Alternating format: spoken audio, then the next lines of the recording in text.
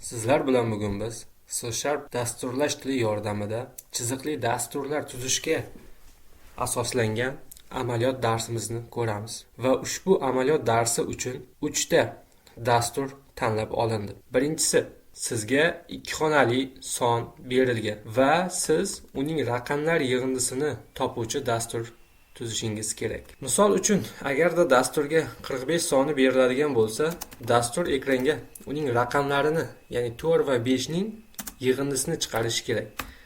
Aksincha, siz dasturga boshqa qiymat beradigan bo'lsangiz, misol uchun 16, u holda dastur ushbu ikkita raqamlarning yig'indisi, ya'ni 7 ni chiqarishi kerak. Va dastur faqatgina 2 xonali sonlar uchun ishlaydi. Dastlab foydalanuvchidan int turidagi 2 xonali sonni olamiz. Buning uchun int turidagi a o'zgaruvchisi teng bo'ladi qandaydir songa va mana shu son foydalanuvchi tomonidan kiritiladi. E'tibor beramiz, konsol sinfining ichidagi readline funksiyasi foydalanuvchidan ma'lumotlarni string turida o'qib oladi va biz uni int turiga konvertatsiya qilishimiz kerak.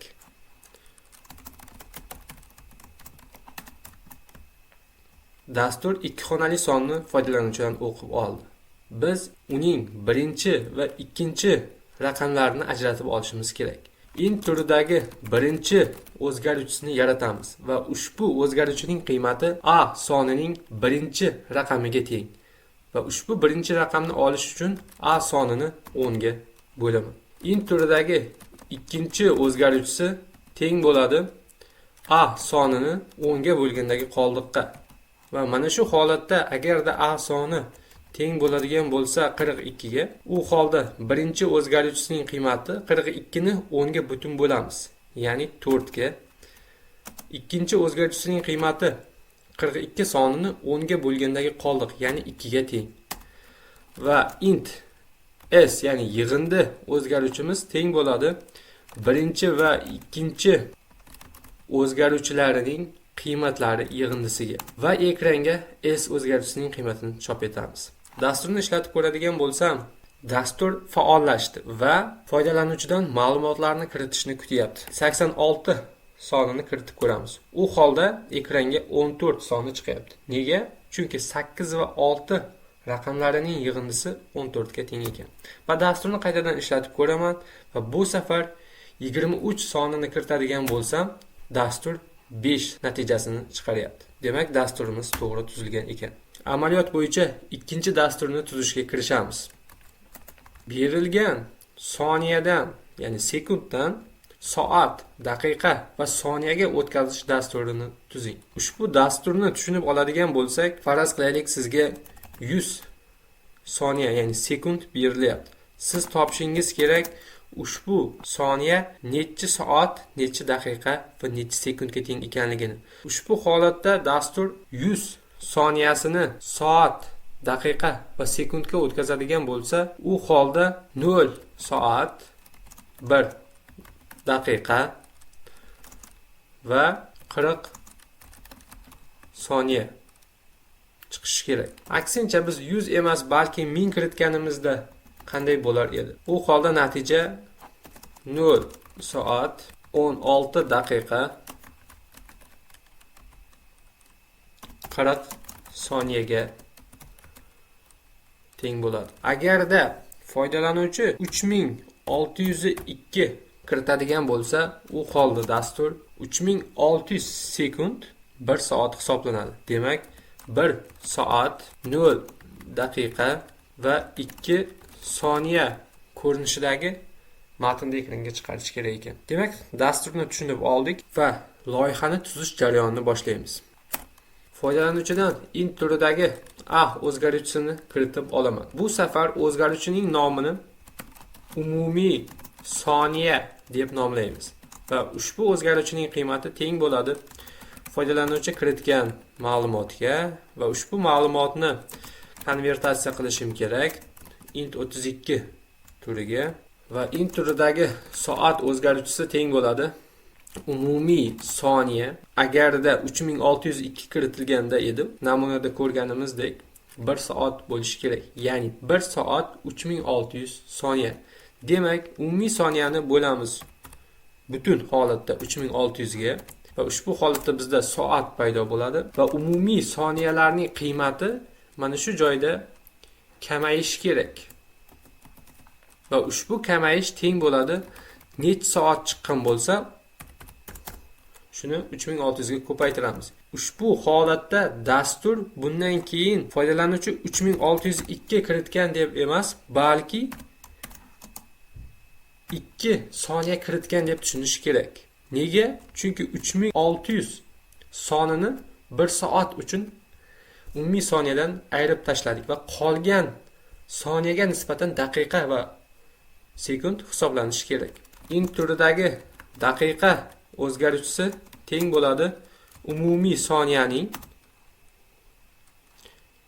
butun holatda 60 ga bo'linganiga va umumiy soniya o'zgaruvchisining qiymati yana kamayadi va bu safar necha daqiqa chiqqan bo'lsa xuddi shuni 60 ga ko'paytiramiz. Agarda foydalanuvchi 3680 kiritgan bo'lsa, u holda birinchi holatda soat uchun 3600 ya'ni 1 soat olib tashlanadi va umumiy soniya teng bo'ladi bizda 80 ga, ya'ni soatni 3600 ga ko'paytirib ayirib tashladim. Va ushbu paydo bo'lgan umumiy soniyadan daqiqa uchun ham qiymat kamayadi va bu safar bizda 1 daqiqa paydo bo'ladi va ushbu daqiqaning hisobiga umumiy soniya ya'ni 80 20 ga teng bo'lib qoladi. Int turidagi soniya o'zgaruvchisi teng bo'ladi umumiy soniya ya'ni daqiqa olib tashlanganidan so'ng umumiy soniyaning 60 ga bo'lgandagi qoldig'iga. E'tibor beramiz, mana bu joyda o'zi shundoq ham daqiqani hisoblab ayirib tashlanyapti umumiy soniyadan. Va shu tufayli 9-qatordagi kodning vazifasini 7-qator bajaryapti. Demak, ushbu 9-qatorni o'chirib tashlasak ham bo'ladi. Va ekranga chiqarib ko'ramiz ma'lumotlarni. Console write birinchi o'rinda soat o'zgarishning qiymati. Undan so'ng ozgina bo'sh joy tashlab soat so'zini chiqaramiz va ushbu qatordan nusxa olib qaytadan joylashtiraman. Va bu safar soat o'zgaruvchisini emas, balki daqiqa o'zgaruvchisining qiymatini chiqaramiz.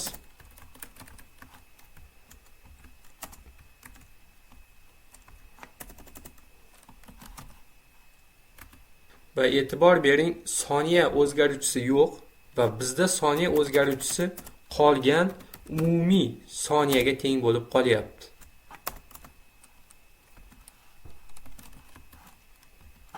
Dasturni ishlatib ko'raman. Dasturni ishlatib ko'radigan bo'lsam, faraz qilaylik 3680 soniya necha soat, necha daqiqa va necha sekundga teng bo'ladi ekan. Enter klavishini bosadigan bo'lsam, u holda ko'rib turganingizdek 3680 soniya 1 soat 1 daqiqa va 20 soniyaga teng bo'ladi ekan. Va dasturni qaytadan ishlatib ko'raman va bu safar ixtiyoriy sonni kiritib ko'ramiz. U holda biz kiritgan son 20 soat 54 daqiqa va 23 soniyaga teng bo'ladi ekan. 3-loyihaga o'tamiz. 3-loyiha H balandlikdan erkin tushgan toshning uchish uzoqligini aniqlovchi dastur tuzilsin. J 10 ga teng bo'lyapti. Nima uchun 3-loyihaga bunday matematik dastur tanlandi? Chunki chiziqli dasturlar asosan matematik formulalar ustiga quriladi va matematik formulalarni amaliyotda qo'llashga yordam beradi. Ushbu masalaning o'rnida qandaydir shaklning yuzasini topuvchi, perimetrini topuvchi yoki ushbu shaklning ichidagi diagonallar sonini hisoblovchi yoki umuman matematik hisob-kitobga oid bo'lgan masala bo'lishi mumkin edi. Va biz H balandlikdan erkin tushgan toshning uchish uzoqligini, ya'ni yerga tushish vaqtini topuvchi dastur tuzib ko'ramiz. Dastlab foydalanuvchidan balandlikni so'rab olamiz.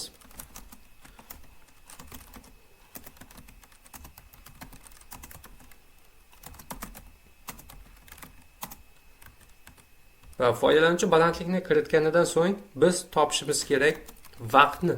Ushbu holatda vaqt odatda butun son chiqishi qiyin. Shuning hisobiga double turida deb e'lon qilamiz. Va hash balandlikni kiritayotganda ham ma'lumotlarni haqiqiy son turida kiritish imkoniyatini qo'shib qo'yamiz. Va t o'zgaruvchisi teng bo'ladi Maz kutubxonasining ichida joylashgan sqrt, ya'ni ildizosti funksiyasidan foydalanamiz. Ildizosti 2 ko'paytirilgan hash bo'lingan j. Ushbu holatda j o'zgaruvchisining qiymati noma'lum. Double turidagi j o'zgaruvchisi teng bo'lyapti 10 ga. Va ekranga chiqaramiz t o'zgaruvchisining qiymatini va dasturni ishlatib ko'ramiz. Foydalanuvchidan hash balandlikni so'rayapti. Keling faraz qilaylik, biz toshni 60 metr balandlikdan tashlab yubormoqchimiz. U holda ushbu tosh 60 metr balandlikdan tashlab yuborilsa, necha soniyadan so'ng yerga tushadi? Enter klavishini bosadigan bo'lsam, ko'rib turganingizdek, tosh taxminiy hisobda 3,5 sekunddan keyin yerga tushadi ekan. Agarda ushbu toshni men 100 metr balandlikdan tashlab yuboradigan bo'lsam, u holda tosh taxminiy hisobda 4,5 sekundda yerga tushadi ekan.